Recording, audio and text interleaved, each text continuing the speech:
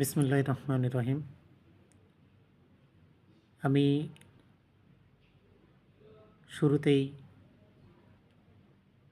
ক্ষমা চেয়ে নিচ্ছি যদি আমার কথার মধ্যে কোনো ভুলভ্রান্তি থাকে, তাহলে সবাই ক্ষমা সুন্দর দৃষ্টিতে দেখবেন। আমি বর্তমান বাংলাদেশ রাজনীতির প্রেক্ষাপট নিয়ে যে দলগুলো আছে তার মধ্যে বিএনপিকে আমার ভালো লাগে। আমি জানি হয়তো এই ভালো লাগার কথা শুনলে অনেকেই আমাকে পছন্দ করবেন না, এটা ঠিক। কিন্তু ব্যক্তিগতভাবে আমি কখনোই চাই না যে এই বিএনপি চাঁদাবাজি করুক, সন্ত্রাসী করুক বা কোনো অপকর্ম করুক। সারা জীবন চাই যে মিথ্যাকে মিথ্যা বলবো, সত্যকে সত্য বলবো। যার কারণে আজ হয়তো আমি দেশের বাইরে। মিথ্যাকে যারা প্রতিষ্ঠিত করতে চায় আমি তাদের বিরুদ্ধে থাকি সবসময়। এখন কথা হচ্ছে,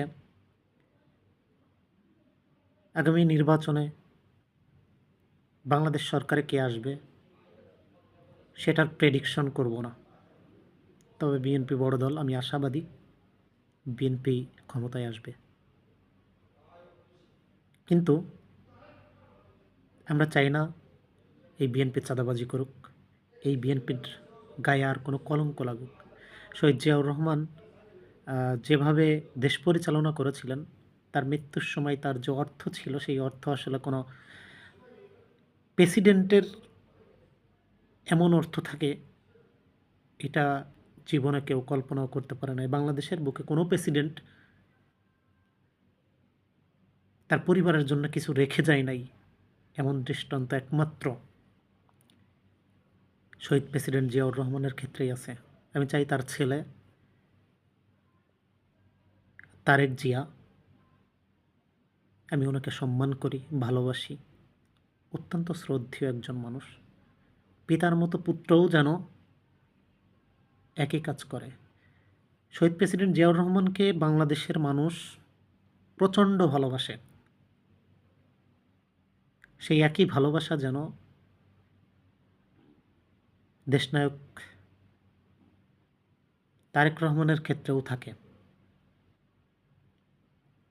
তারেক জিয়া যুব সমাজের আইডল।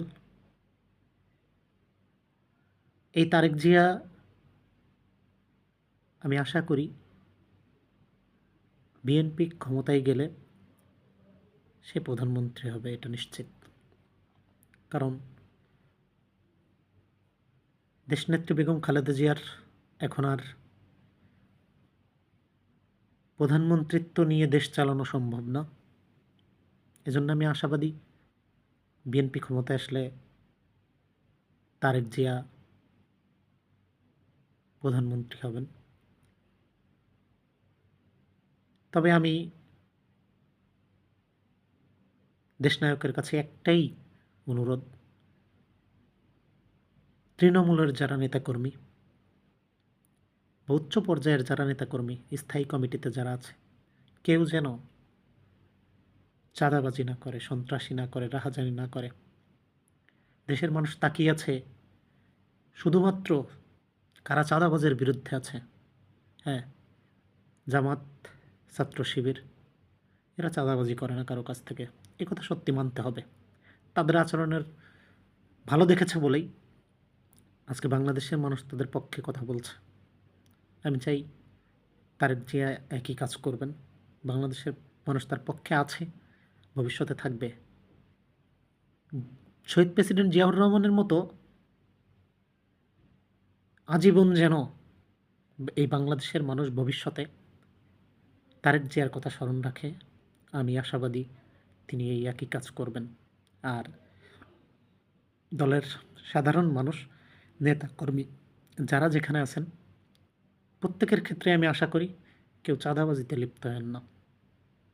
আপনার যে ক্ষতি করেছে করুক, তার ক্ষতি আল্লাহ করে দিবে। আপনি তার ক্ষতি করতে যায়েন না। তার ক্ষতি করতে গিয়ে দলের ক্ষতি করেন না, নিজের ক্ষতি করেন না। আমি আমার ছোট্ট কথা এখানেই শেষ করছি। ভালো থাকবেন। আসসালামু আলাইকুম।